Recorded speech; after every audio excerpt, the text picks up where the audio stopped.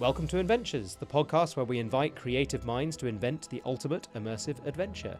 I'm your host, Alex, and today we're welcoming into the Inventures workshop Mr. Tom Beynon. Tom is the creative producer at Path Entertainment Group, where he has led the development of innovative immersive experiences, including many versions of Monopoly Lifesized, Saw the Escape Experience, and a forthcoming Cluedo Lifesized. He has a background in theatre with involvement in UK and international tours of well-known shows such as Of Mice and Men, American Idiot, Little Shop of Horrors, Footloose, and Avenue Q. With a talent for blending game design and theatrical production, Tom continues to transform iconic brands into captivating live experiences. Tom, Thank you, charming. Yes, I think so. I think it's a great introduction. Love the introduction. Thank you very much, Alex. Yeah, and Good to be here. Thank you. And what would you say your favourite of all those that you worked on was? The Saw project was a really interesting one for us to build a narrative structure around a gaming concept, and I'm not at all saying we're the first people to do that, because Lord knows we're not. But it was the first time we'd done that, and I think therefore it was just a really fun structure to work with such a great brand and such a good brand for that type of adaptation. And just allowing us to play around with that, and the idea of consequence within that story. You know, it was again something that we really tried to push the COGS guys, like your system, along with that in terms of how do we build consequence for actions that happened 3 rooms ago that then come back to bite you in the arse later. So that was a really fun thing to do, and again, you know, that was something that took a long time to develop even after we were open. So and it's something that I like. That element of that attraction and that game is something that we continue to build in to everything that we're designing at this point. I think we should now dive into your all-time favourite immersive attraction that you've ever done. Yeah. And ideally, I'd like to hear anything like that you did in your early life that was quite influential on you. Yeah. Well, I think to be honest, that's kind of where I hark back to, because it's obviously a very difficult question to ask and answer rather. And I do I keep going back to it, and I know it's probably a bit of a basic bitch answer, but there was a real sort of like it was Secret Cinema. So I did Star Wars, which was great. That was the first Secret Cinema I did, but actually it was the Blade Runner one that was a real eye opener to me, and the main reason being because it was the first time that I got it, that I understood what they were hoping to achieve, and in my particular journey, in my personal journey in that one, what they did achieve, which was effectively like that individual feel that you're in that world and telling your own story. So I didn't really follow that in when we did Star Wars, but as soon as I got into having had a bit of experience in what that kind of immersive attraction was, you just when that sort of feeling of you get out what you put into it, that was the first time that I really got something out of an immersive experience in that context. And I think that was like a bit of a game changer. It was very cool, super ambitious. Yeah, I mean, for listeners who did not do Blade Runner, it was in a massive old carpet factory. I think it was. It was like I think it was a carpet warehouse or something. There because it was in the place in Canning Town, and it was vast. Absolutely, it was, and they had all the sets from the film kind of like very well recreated, outdoor sets, indoors, multi-level, lots of bars, people selling shots, jelly shots. It's always the way with Secret Cinema. Anyway, side note: Secret Cinema literally always used to have a shot girl that used to go around every single one of their productions, like without fail. Depending on it didn't matter what the theme was. Right, fine. Blade Runner, Star Wars, Back to the Future, Bridgerton, girl with jelly shots, and they come over and they like jelly shot, and you'd be like, nah, I'm bigger than this. 2 hours later, you're like, where the fuck is that guy? I want a jelly shot now. Do you remember any sort of thing from your childhood though that you did? Why did you even really get into theatre and attractions in the first place? Like, what was the thing that sort of pushed you? I mean, theatre side of things, to be honest, like I've just always been a bit stagey, really. I think my first West End musical was Starlight Express. Oh, brilliant! Back in the day, barely remember it, but just remember going. Don't think Mum and Dad had a good time, but it clearly had an impact on me. And then so just did lots of stage stuff at school, and university and that kind of thing. And so then ended up going to drama school. Blah blah blah, that old chestnut. And then, but in terms of like, I think probably it would have been like immersive world wise theme parks. I used to love going to theme parks. I'd go every year for my birthday to a different one. Brilliant. And it's the kind of thing that at the time you don't, obviously when you're a kid you don't, but even it took me a long time to sort of really appreciate theme parks for how amazing they are at world building. And I think they're getting so much better at it.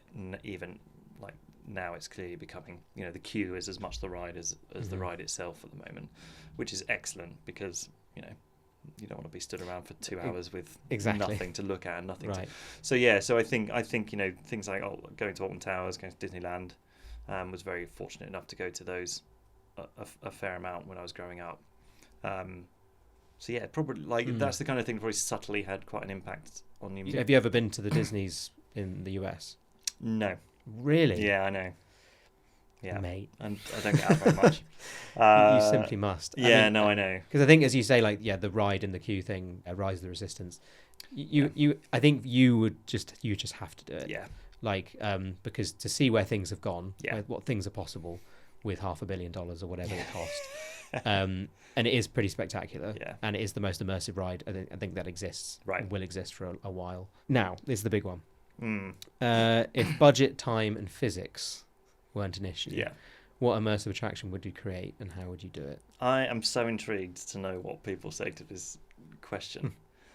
Because actually, interestingly, I was tasked with a if money was no object thing years ago now. And I read back over it before coming on here because I was just like, what did I say 4 years ago that would see? And actually, a lot of them still stood up. So the first one that I said was, because my thought was, what can we just genuinely not experience here? There's a lot of stories that we can't experience. So the first one I said was anti-gravity. How do we do that? Because it's not very possible. Well, would love to do that. Unless you've got an aircraft, you could do it. But how do you do it for a long period of time? In my head, I'm thinking Apollo 13. Yes. Experience. But that okay. Oh, you're talking my language. Yeah. Right. As a person who has a command module sitting on the top shelf there, which you can't see. So how awesome would it be to effectively have a crashed ship in space that you are weightless, and you have to fix it, floating through space. Oh my God, yes. Because a lot of our generation, it won't necessarily, but it's hard to know about the next 2-3 generations whether going into space will become 2 a penny, but it's still such an amazing dream for certainly from my personal experience anyway. Would just love to go into space, love space in general. Right, so essentially Apollo 13 style experience. You're weightless, you've got to fix this ship. Yeah. Oh my God, I'd so do that in a heartbeat. I know, right? Because obviously how they filmed Apollo 13, they actually did it all on the Vomit Comet plane. Did they really? Yeah. So they wanted to do weightlessness. Yeah. And the only ways that you can experience weightlessness on Earth is by with falling. those planes. Yeah. And so you have to get in a plane. It does this parabola shape, and so on the way up, you're just stuck to the floor. Yeah. But as it goes down, for about a minute, you're weightless because you just are falling. Yeah. And they filmed the entire film in the sets in a plane. That is mad. I did not know that. Would you do the whole thing from launch, or would you do just from the ship? I think I think you'd have to, right? If you're going to get the physics in there. Yeah. But to tell the full story, because I think that's if we were going to do it, say, let's use Apollo 13 as a narrative as well. Then actually, there's so much heartbreaking story in that from sort of Jim Lovell's perspective, and how desperate he was to get on the moon, and then that just not happening, and then it becoming this story of survival instead. So I just think the story around that is so beautiful, but and it'd be close quarters. Yeah, you'd just be 2 or 3 people at a time, totally. Basically. Yeah. Because that's again, it would be so much more personal. Yeah.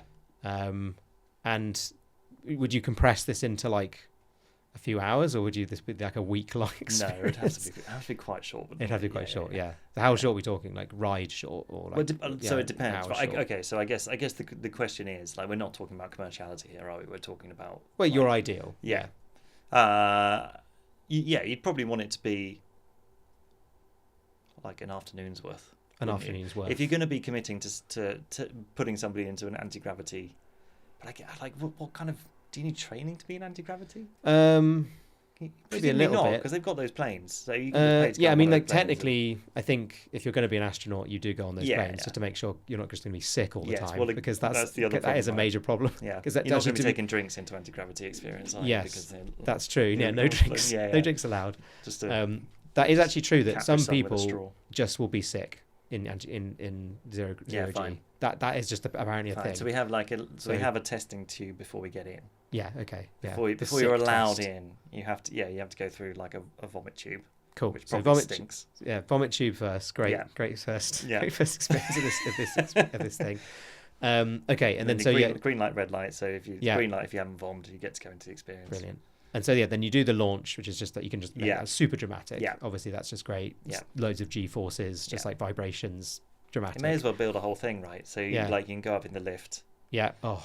Yeah. Go across the bridge. Because you may as well, right? The crux, obviously, of the entire experience is when it goes wrong. Yes. Okay.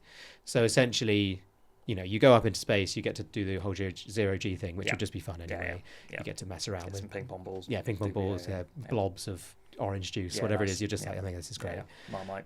Marmite. I don't know why Marmite. Just the first thing that came to my head. Yeah, I suppose you can have Marmite. Sure, why not? It's not a problem. You couldn't have toast. Probably helpful. It would probably be helpful in the long run having Marmite. Yeah. You could use it to seal up some gaps with Marmite. I don't know what your house is looking like, but okay. So anyway, yes, there's Marmite. You're having lots of fun in zero G. Yeah. And then stuff goes wrong. And then essentially there's the explosion. Yeah. Right. And so essentially that's the moment when you just have to, everyone's hands on deck. Obviously they've got to get control of the ship. They've got to figure out what's happened and then how to fix it. Yeah. And then obviously this is the great bit, because obviously it gets all very how do you fit square pegs in round holes? Yeah. All that kind of stuff. And it becomes kind of puzzly, I'm guessing. How much of it is led? Because you've got Mission Control talking to you. Are they kind of the ones kind of pushing you along in this story? Okay, yeah. Well, I still love the idea of consequence, right? And so if it is just a space accident experience rather than necessarily Apollo 13, so you don't have to follow the complete story, then let's have it so that you can fail, right? So that you die. Yeah. So you die. So you can be. We start taking the air out. Well, there's lots of ways you can die. Take the air out. Yeah. So okay. So you're actually gonna. Right. So essentially, yes, we're gonna take oxygen away and go. If you don't fix this, the air will. Yeah, the air's going. Yeah, it definitely is going. I mean, it would be interesting. Obviously, health and safety aside, this would probably work in Spain, but essentially. You should do the escape rooms in Spain. They probably would take the air away if they could. But just to sort of feeling the idea of the air being thin, I think would be quite interesting. That would be kind of safe. Yes. A safe way of doing it. Just going like you would go up on Everest. Yeah, could fill it with helium. Yeah, exactly. Just that feeling of feeling lightheaded and kind of like dizzy and having to try and get through it. That would be so cool if you could get away with that. Because they could die of no oxygen, they could die of no power and freeze to death. Freeze to death, yeah. But again, temperature would be important. Yeah, temperature. Anyway. Oh yeah, so you chill the whole thing down, like really, really cold. They could die by being burned up in the end because the heat shield might be cracked. Yeah. Without the Marmite in it. Without the Marmite, yeah. And then basically, so essentially, there's lots of ways you possibly could go wrong. Yeah. But I quite like the idea that this is sort of alternative stories, alternative universes that you could go down. Yeah, totally. And the game does kind of react to what you do. Yeah. You're not just being told, switch that switch, do that thing, this thing will happen. It's like, no. You totally could fail this. Yeah, and absolutely like proper analytics to it. And like decision making. And it's kind of like that kind of thing is similar to the Bridge Command stuff, right? Like the guys have done there, and like with that software. So the decisions that you make will change your experience. I think that's great. Like that's super, super important. I mean, one thing people have complained about traitors is they don't like losing. The traitors' live experience, even though that happens in the show, and you would expect that. They don't like being taken out of the game early after they've lost. So I do wonder how you could play with losing the game. But it would have to be a steady degradation, right? So it wouldn't necessarily be something. We're not going to have a big red button that explode the ship. Okay, fine. So essentially, like there could be opportunities. Say, for example, that you messed up some of the navigation or whatever. Maybe you could get back on track later. Maybe they can give you. Yeah. So essentially, there's always opportunity to come back in the game. Yes. Basically. Yeah. So maybe you've come at a loss twice, but then the third thing you can come back with. Exactly. Yeah. Yeah. So And it's like Bake Off. Sort of, exactly like Bake Off. Yeah. Come back with a showstopper. The baked Alaska hasn't frozen. Yeah. Sticking in space. But also like I think in the end just sort of playing with that idea, like because space is pretty scary. Mm-hmm. Like the idea of having that moment of hopelessness, which it's Gravity, isn't it? That Sandra Bullock film where they do feel completely hopeless and then suddenly you manage to save yourselves. Spoiler alert. But I quite like it that like the consequences are physically uncomfortable. Yes. Basically, possibly the air gets thinner, it gets colder. Yeah. Like you can't use the ship in the same way. You can't go into a thing anymore. Like, just like your food becomes frozen. Like I quite like that idea of just going like, no, wait, we've actually just caused this more problem. It's become more uncomfortable for ourselves. Therefore, it does actually feel like genuine peril. Yeah. And anti-gravity. And anti-gravity. At all times. All times you're like, you could just turn to the Marmite and go, oh, this is so cool. Yeah. Anyway, back to the experience. What's up, what's down, what's left, what's right. Yeah. Yeah. Because that's super disorientating. Yeah. We'd have to do a make sure you go to the toilet before you get in. Yeah. True. I'm not sure anyone wants to do. Yeah, because then you'd have to piss in bags. Yeah. Like they do in the film. Is that fun? Use that for warmth. Yeah. I guess the question I always think I'm sure you are asking, and all creative ask is this fun? Yes. Right. Because I guess there is a point when the idea of something is very cool to do, but is it actually fun to do? So is it fun to have to sort of piss in bags and no, exactly. stick them to walls? Or go in a vomit tube that smells like previous objects. Yeah. No, probably not. No. But doing an escape room in anti-gravity, I think, would be amazing fun. Oh, 100%. Yeah. Okay, 100%. Because I think that's the thing. It's like if you have that posed as a question, it's like, what can I genuinely not experience here? Mm-hmm. And yes, my brain always goes into fantasy and magic and that kind of thing with my love for all of those kind of brands. But like, I was just like, I want to know what it feels like to be in anti-gravity. Mm-hmm. I've read a lot of books from astronauts who've been on the ISS, and they spend their entire day working incredibly hard to the point where they almost just forget how amazing everything is because they are it's so expensive to put them up there. They are literally, there's a red line going across their schedule that if they fall behind, they have to make it back up. No way. Because essentially that, it's millions of dollars are being spent every hour that they're up there. So a lot of the books are just like, you just work jolly hard. Like it's basically, and it's just like camping in space. You don't get to eat any food that you want to eat. Everything has to be like, everything's kind of just like paste on like flatbreads, because if you have anything else, it will just crumbles and goes in all your shit. So it's just like, and all your muscles are wasting away because of the anti-gravity or the zero gravity.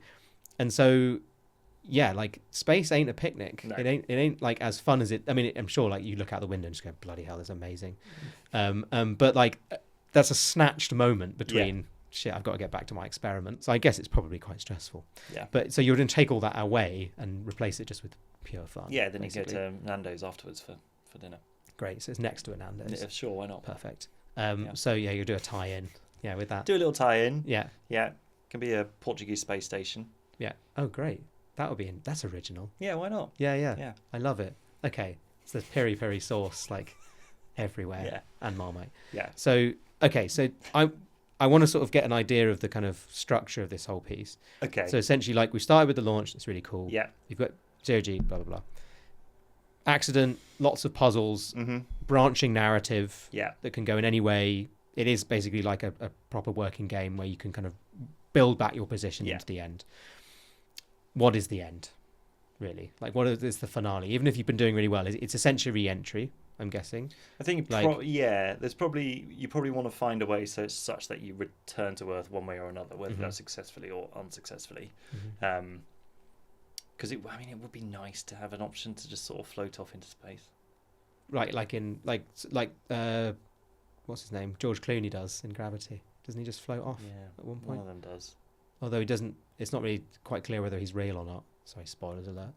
But essentially, anyway. Everybody's going to watch Gravity. Well, anyway, at the beginning, she floats off into space and has to get back. Yes. And is pretty scary. Yeah. That's probably one of the most scary things you could possibly think of ever. Exactly. As a person. Just sort of just running out of power. Yeah. You're already, the Earth's getting smaller and smaller. Yeah. And you're on your own. Well, and you're on your own, and you're just either going to slowly run out of air. Yeah. In cold dark space. Yeah. I think she gets back by cutting her suit open or something and using the air to fire her around. What would be fun is maybe somehow during your anti-gravity experience whilst you're in this pod, which presumably is pretty enclosed in order for the anti-gravity system to work. Let's just presume it is. We can then subtly shift you into like a big pool of water, so that you land like in the sea. Ooh, okay, yeah. So just like as it would actually happen. Yeah. Oh, as in like you sink. Yeah. Oh shit. If you. So that's like an extra. Yeah, thing maybe the that chutes happen. haven't opened. Yeah. Oh, and then I mean, the chutes don't open. You're just. It'll be uncomfortable. You're strawberry jam. It'll be uncomfortable. Like, yeah, uncomfortable. It would be to the point of death. Pretty uncomfortable. Okay, so but then there's an extra sort of element here, which is just like because this also did actually happen. So one of the Mercury, the original missions that the Americans did into space, one of the craft, when it landed, it sprung a leak. Basically, the door opened in some way, which basically meant it started sinking like almost immediately. Yeah. And they had to get the astronaut out, and it sank to the bottom of the sea. But basically, yeah. So that you could do that. You could have it so like, okay, shit, we've sprung a leak. We thought we were safe, and now we have to do all this. Now. It continues 3 hours of your life, but you're still in peril. Keeps going. Yeah. And then this is like a gigantic tank. Yeah. Basically, like it's like the end of Truman Show. It's just like. Yeah, exactly. You can't see the edges. Yeah, exactly. But like if you imagine the way that if we're constructing it such that we're going up a lift, like that lift can be a false lift, can't it? Like we can just make that feel like you're in the lift, and then but you still go up a floor. Let's say you go across the bridge into the capsule. Effectively, have a pool of water. Have that Truman Show set underneath you. So then we just open it, drop the capsule down. Brilliant. Yeah. Close the top. Oh, that'd be so good to have it actually dropping the capsule and then it bobbing around in the sea. Yeah. It'd be such a different feeling. Yeah. Because again, like what a lot of astronauts talk about when they've been in space for a while is how heavy they feel. Right. When they come back down, how hard everything is. Yeah. Because their muscles have wasted away and they've got used to just being weightless. So essentially, like that's another experience that you have to battle against is essentially not being able to use your muscles. The peril has to stop at some point. You have to give them some sort of joy in the end. So I think like obviously the joy of playing, but then I imagine a very rousing score sort of comes up. They're plucked from the ocean by a helicopter or something. Zimmer's like involved. Zimmer's there. Yeah, he's there. Zimmer's there. He's there clapping at the end. But then would you have a whole moment where they come back to the ship, to the actual like actual ship. Yeah. And then people are clapping and you're just like, well done. Nice. Successful failure.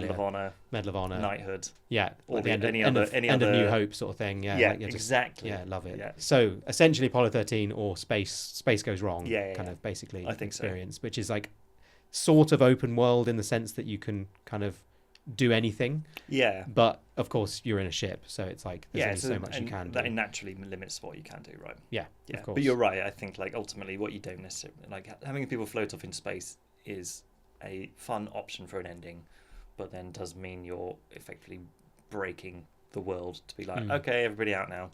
Well, I guess you could have to do death somehow. And when do you stop the gravity or put the gravity back in? If they're floating off, at some point you have to be like, right, there's gravity in heaven. Float over to the sea. Cool series. Yeah. Well, whenever you see heaven, no one's floating around. No one's floating. Yeah, they're always standing up. Standing on clouds. Yeah.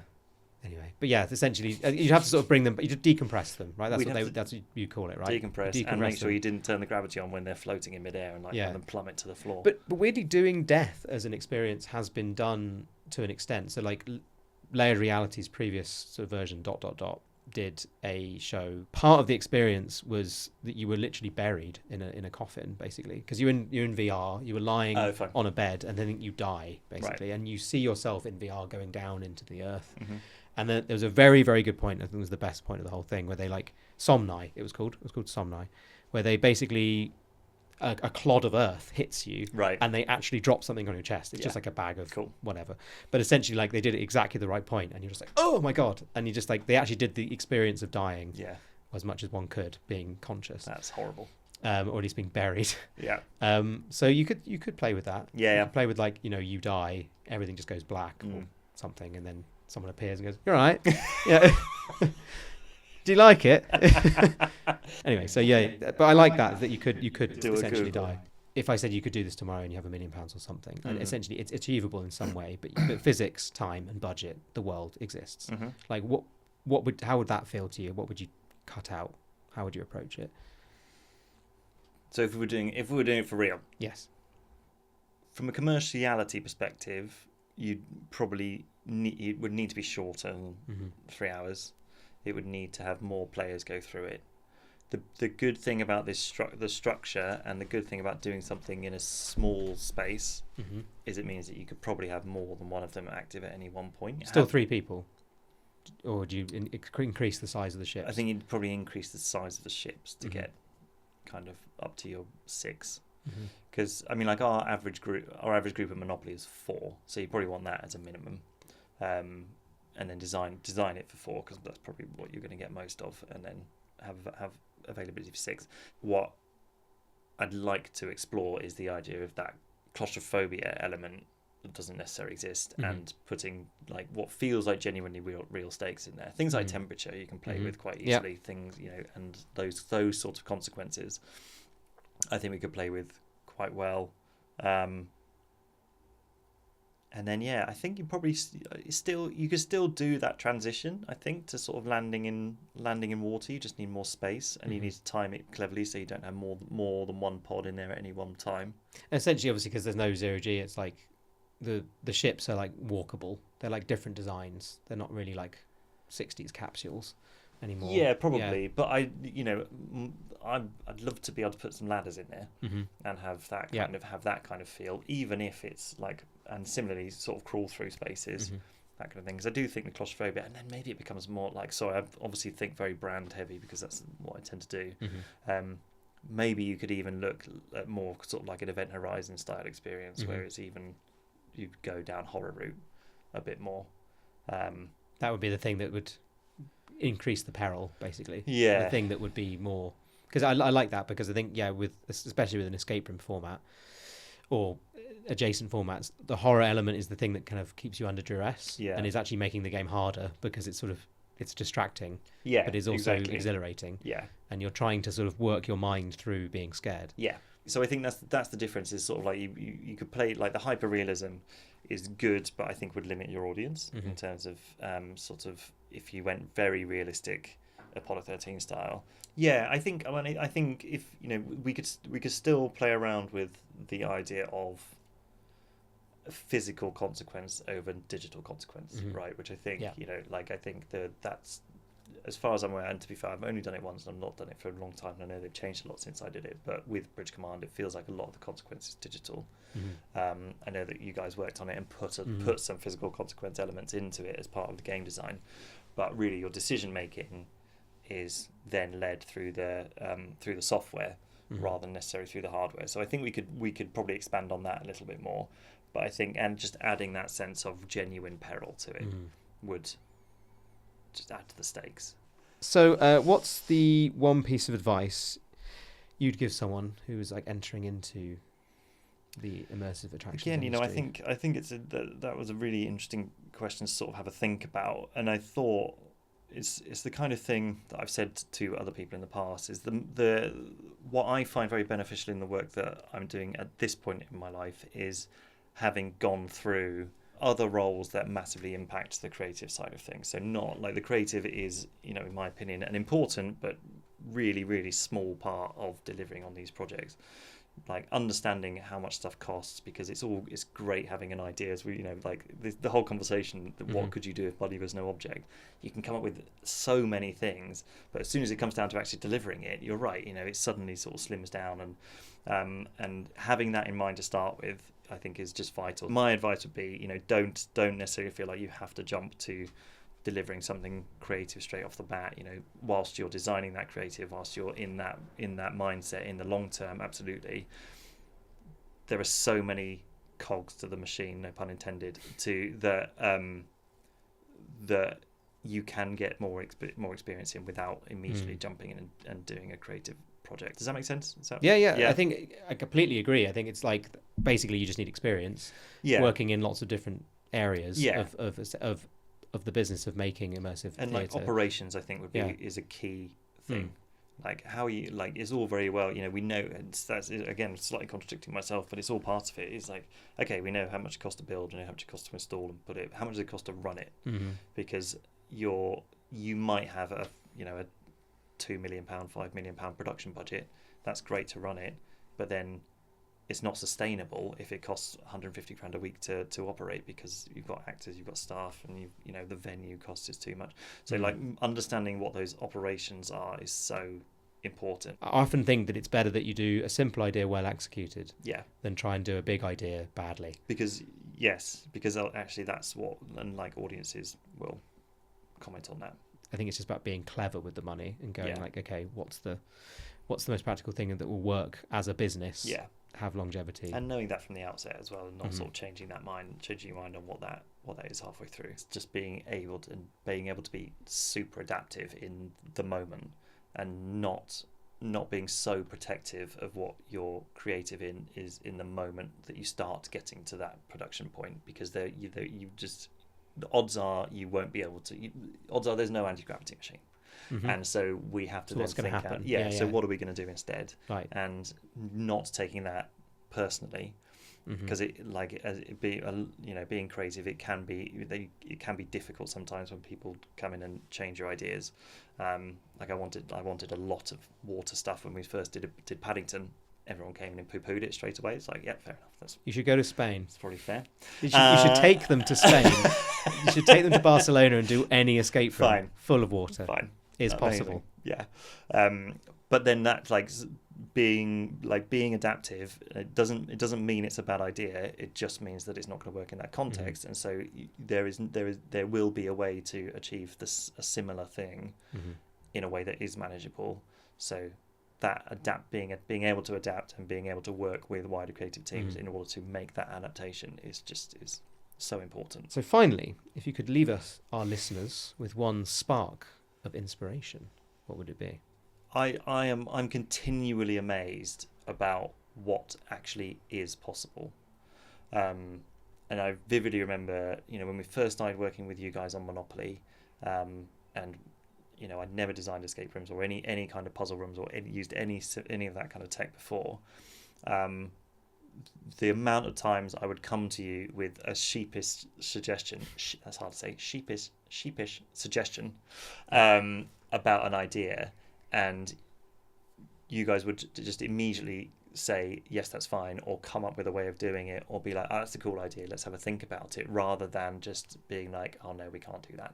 So, same with Saw, we came with you with an idea of something that we'd never done before, that we knew your software had not done before, and together we worked through it and managed to make it work. And I think the tech that is coming through is expensive, yes, but impressive and amazing. And so there will be people in the world who will look at your ideas and come up with a way to deliver them.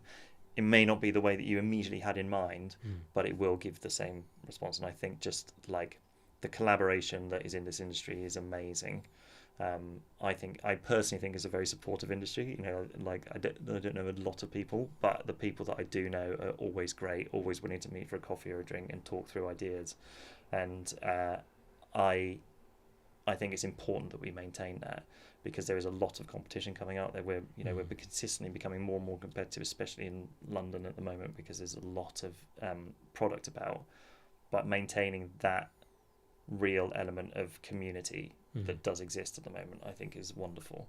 Yeah, I think you're exactly right. There is something quite special about London, especially because it's kind of where immersive started. With Punch Drunk, really, and that was about 15 years ago. Yeah, and there is a tight knit, and yes, we continually create immersive productions in London, and they're known throughout the world. Like people do flock to them, talk about them. Punch Drunk still have cachet everywhere that you go to, and even LA, New York, even maybe Vegas, you could say, haven't quite even reached the levels of the same kind of community I think that's in the UK. I mean, they do it in their different way. They're much more about attractions and theme parks and whatever, but the immersive community, if we could somehow bottle it, I think is this group of people essentially who are trying these weird new things. Yeah, and it's inspiring, right? Yeah. I think that is inspiring, and I think it is amazing to sort of see the work that is coming out, and all the time, and from different creators and from new voices in that world. But similarly, it's still I find it a very supportive community to be in. Thank you very much, Tom, for coming in. It's a pleasure. Thank you for having me. Yeah, no, absolutely no problem. You're watching us on the COGS Lab, where we post lots of things about what you can do with COGS, and some adventures of mine around around the world, going to trade shows and things. And then also Instagram, TikTok, cogs.show. Please follow that. There's some cool stuff on there. Thanks for stepping into the Inventures workshop, Tom. So until next time, keep dreaming big, and we'll see you on our next Inventure.